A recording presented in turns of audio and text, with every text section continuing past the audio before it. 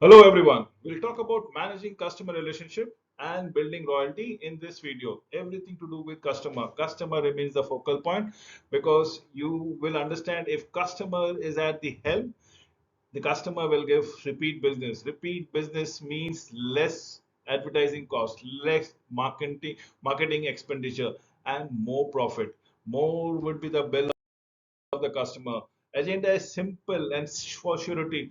How do we land up or into customer loyalty, into building a customer loyalty fan base, understanding the company, the customer relationship, the wheel of loyalty as a case might be, building a foundation team, and how do we go across with it? Strategies for building loyalty bonds, thereabout.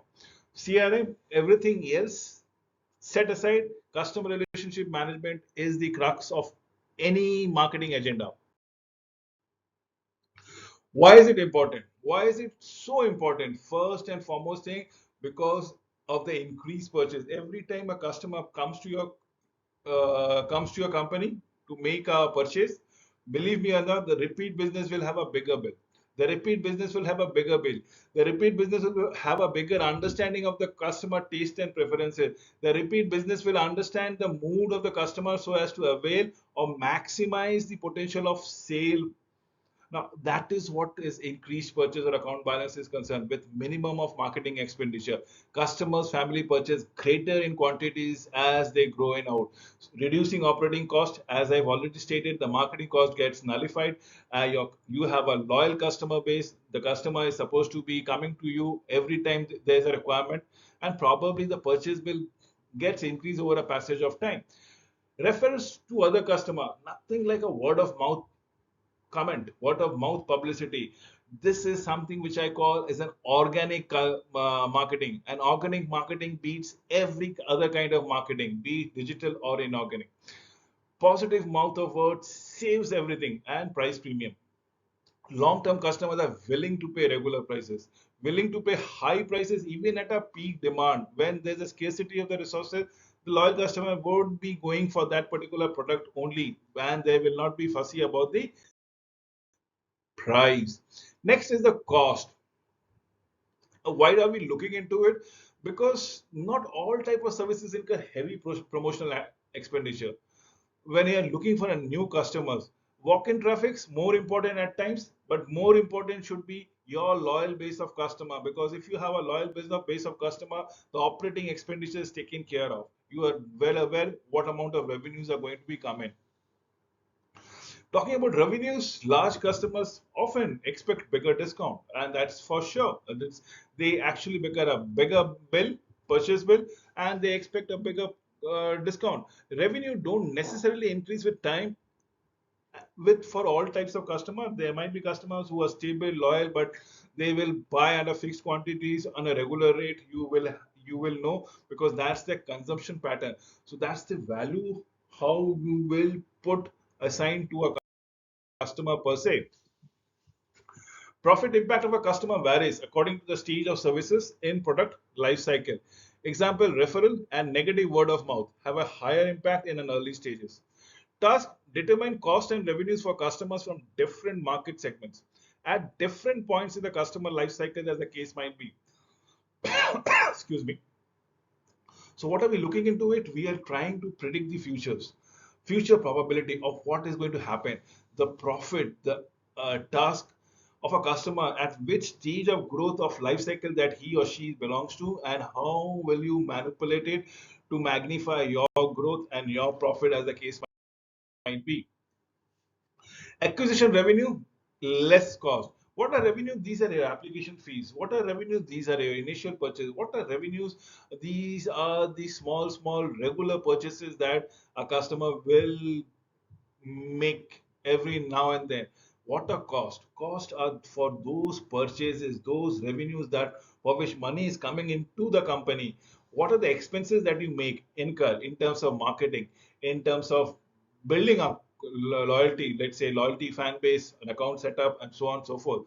So projected annual revenue is what we are talking about. It is the revenue would be annual fee, sales, service cost, referral fee, and so on and so forth. When then what are the annual cost? Cost would be account management plus the account sale plus the write-off. If that what is write-off? Write-offs are any bad debts that may incurred with you. So value of referral, the percentage of customer influenced by other customer. If it is a word of mouth publicity, the other customer who's been referred by might give you, even if he or she is not satisfied the very first time, might give you a second chance. And that's the option when you can impress. And if your product or service is really great, your referral customer will automatically become a one more addition to your loyal customer base. So that is what we are looking into. The other marketing activities that draws an attention of an individual. NPV, or the net present value, is some anticipated of annual values, including the future values, next quarters, quarter after next, for one fiscal. Suitable discount every year into the future, as in what all the costs that goes around it, what all the acquisition promotion that you need to put through. So what is the current purchasing behavior of a customer in each target segment? What will the impact on sales and profit if they buy all of the services offered? Use this as an exclusion for any purchases from competitors. Pay full price. How long on an average do customers remain with the firm? That is one of the questions that you need to answer it. The longer they stay, the better profitability that the company makes. How and what impact will they have if they remain customers for life? Nothing can go wrong with it. So are customer loyals? Probably yes. Then the reason is they stay loyal if they find there's a value with them. Value can be created for a customer through confidence benefit. When you are absolutely sure that whatever you are providing has the optimum quality, ability to trust the provider, lower anxiety when purchasing, knowing what to expect and receive. This is confidence benefit. Then comes social benefit, mutual recognitions and friendship, as the case might be. Special treatment, better treatment, discount not available to cost customers, most of the customers. Extra services, higher priority when there is a wait, that needs to be understood.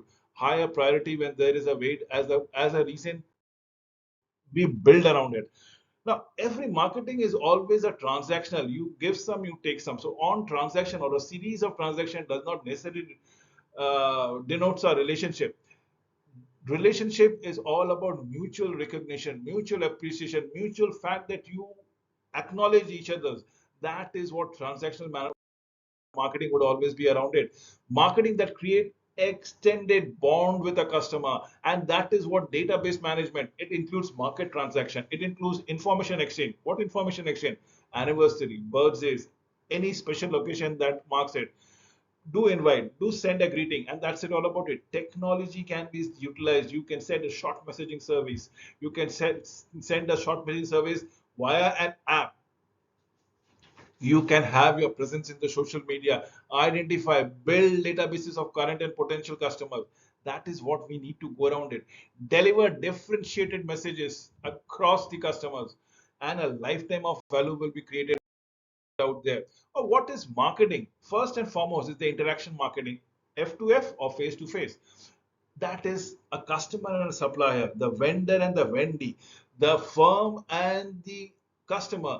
This is face to face relationship. If you have a perfect blending or bond with each other, it adds value to your personal daily life. Value has been added by people, by social processes. Increasing use of the technology can only form a stronger bond between the customer and the firm. So what can we do? We can have a self-service technology. We can have an interactive website. We can have a call center. Network marketing will be always be B2B, as in business to business marketing or context, an industry to an industry context. Companies commit resources to develop positions in a network as on when basis. Now, what are the relationship with customer? Type of relationship between service organization and its customer. Why we are looking into it? One is continuous services. This is what we are looking forward. The membership relationship is the cable televisions, insurance policy, college enrollment. Now, why are we looking? No formal relationships? Yes, absolutely. It was no personal touch at all. It was just kind of announcement on the radios or police stations or lighthouses, just an announcement. So there's no formal relationship. But in membership relationship, you have some kind of a regular interaction in terms of insurance policy, college enrollment, cable television, and what a discrete transaction. These are subscriber which is required by the customer's end. So subscriber phone, theater subscription, or voluntary required depends on the taste of the customer, depends on the preference of the customer. No formal relationship, it's a payphone, movie theater, and public transport. As on when you require, you avail the service then and there. So this is where we have to build the loyalty bond, as the case might be. You look what are we looking into it? First and foremost, we need to segment the market into various categories: low, mid, high income, probably male, female, probably college educated, non-college educated, probably age-wise. 10 to 20, 20 to 30, 30 to 40, 40 to 50 years in demarcation. So be selective and manage the base accordingly. Then start creating a bond, and the bond between you and the customer should have higher amount of socialization, higher amount of customization, and probably if possible can you give it a structure, can it give you a regularity. This gives loyalty in terms of loyalty reward, let's say financial reward, non-financial rewards, higher tier services level recognition, appreciation. Then we can have deepen the relationship of cross-selling and building, where you can sell each other's product or multifaceted products altogether, and reduce the churn drivers. Now, what are churn drivers? Is when people get dissatisfied and move, break the bonds of relationship and choose your competitors or anybody, any alternative for that matter. So this is where you need to understand what needs to be, what is this which is driving the customers away. Be proactive, be and never be reactive retention measure. Even if it is reactive, be absolutely genuine in your actions.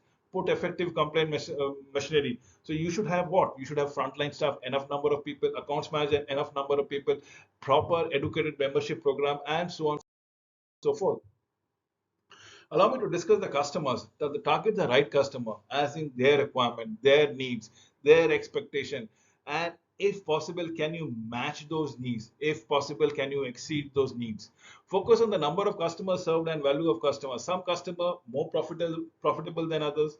Others may have room for long-term growth. Right customers are not always a high spenders. Can be a large number of group that no other suppliers are serving are very well. Effective tiring. I have already given you an effective tiring, but let me give you another thing from Zeethmel. This is from the service marketing book that was being presented out here. If you look into it, you have tiring in terms of lead, which is poor customer relationship, where the segment is almost mass and it moves from iron to gold to platinum, and it gets niche, and where the customer, the segment sees much of a well, and this is what leads to a good relationship customer. You look at the zone of differences. If you see on a Likert scale of very dissatisfied to very satisfied, in between, if you see the zone of defection goes till 3.5 point, almost neither satisfied, almost neutral, or towards satisfaction, they are also prone to defect to your competitors, to other alternative things. Then comes the zone called absolutely somewhat satisfied to very satisfied. This is where the customer won't mind change, will mind changing, probably because of the service, probably because of the location, probably because of the quality, come what may. And the last one would be very satisfied, probably absolutely because it's a value for money, and so on and so forth. So this is what we know, go around it, and we should always strive to become to this apostle position of extremely satisfied with the customer product. Deepening this relationship, bundling it, cross-selling services, making switch a major effort that customer is unwilling to undertake. Customer benefits from consolidating their purchasing of the various services for the same provider. That is what which is very important. One-stop services, as on when on require, higher services if demanded.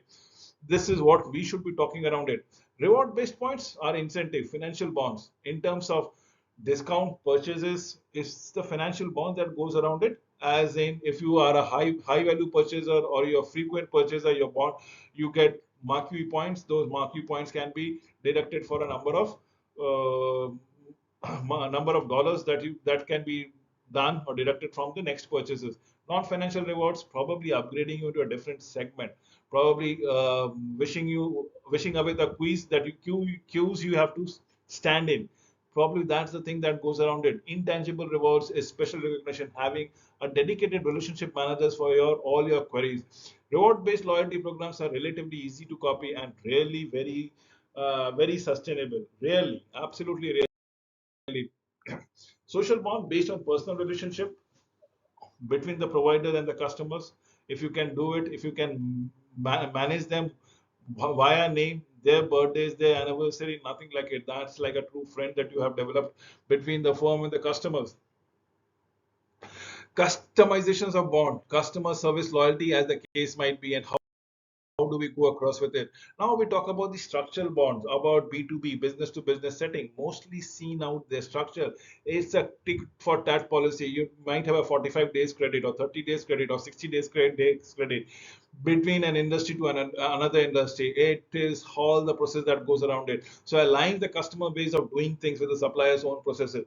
Joint investment in projects, sharing of information, processes, equipment can be seen in B2C environment, airlines, SMS check, and so on and so forth. At times, this is very difficult for the competition to mimic. This is where you form a long time bonds. If you have a credit period of 45 days or 30 days or 60 days and the amount is durable enough, do you think the industry or the business houses are going to shift their vendor? Probably no. Why? This is already been into their accounting system. Understand the reason for customer switching. This is very pivotal to this thing. Why churn happens? What makes even a mildly satisfied customer defect to another competitor or alternative product? Try to analyze them. Why they have been churned? Ask for interviews. Ask for responses. Why people are canceling it out, why an in-depth interviews of the former customers are not been required. Churn alert system, monitor activity in individual customer accounts to predict impending customer switching, proactive retention efforts, send vouchers, customer service representative call centers as on when on basis. So what drives customers to switch? What is it that we look into it? First and foremost is the service failure or even recovery. Now, this is what it goes around it. If there is some mishap with the services, delivery, mistakes, billing error, and this is something which customer would fret and fumes. Service encounter failure, where are you not giving the due privileges, preferences to the customer as has been accosted for? You might uncaring, impolite, unresponsive, unknowledgeable, ignoring everything. These are your service failure, which is always in a negative connotation, reluctant or none. Or let's say the value proposition. What about value proposition? The value for money is not there. The product either you're giving is of sub quality or been higher, premiumly priced. So that is what is seemed unfair or deceptive. People are taking them for a ride. Inconvenience, probably difficult to locate, difficult to access, difficult to get in touch, and that is what inconvenience is all about it. And definitely yes, competition. This is a value proposition wherein your competitor is giving a better facility, a better value than yours, and that's the reason why people switch. Defect. So involuntary switching is customer move, providers been closed. That's one of the involuntary where the company closed down its operation. The customer is forced to move around it. Others are ethical problem in terms of cheating, unsafe, hard sell, conflict. Probably that is what we are looking into it. Addressing key churns is the deliver quality, minimize the inconvenience and monetary cost, fair and pricing, transparent pricing, industry specific drivers, reactive measures, safe as and when on basis. Other ways to reduce churn. How do we go around it? First and foremost thing, make the switching cost bit on a higher end. So people will not be going around it. For example, if you are going to close a loan, you have to pay a penalty of an 1% or 2% as an interest or whatever the interest rate that you be charged. There is a hike in the thing. So this is where the accounts has been tied all together. You want to get refund a product, probably you get 50% of the cost. You don't get the full cost refunded. That will make the customer not coming back for a complete refund. Can create an institutional contracting penalties for switching. Must be careful not to perceive as holding customer hostages. High switching barriers and poor service quality likely to generate a negative attitude altogether. So, in short, let me take two slides to summarize. Customer loyalty is very important driver for profitability, and building loyalty involves a good fit between customer and the firm, the company. If we can have a tiring services effectively, if we can segment every of the customers as on when on basis and think it, plan it according to the tiers of services that is being offered, try to get customer satisfaction through service quality. Customer loyalty bonds include reward based, social, customizations, and structural bond. Create a membership or a loyalty program as the case might be. Strategies for reducing customer defection includes analyzing the requirement of the customer or why they are moving out for an alternative sources. Try to find the reasons of the declining account. Address the key churn drivers. Implement a effective grievance handling situation from the customer. That is what we are looking forward to it. Successful customer relationship management program requires understanding of the common failure, which includes the following purpose: strategy development, value creation, multi-channel integration, and performance assessment process. With this, I come to an end of this presentation. Thank you for watching this video till the very end. Hope customer relationship and customer loyalty one try to build and probably progress proactively increases their influences not only for themselves in their career but also for the profitability of the firm. Thank you very much.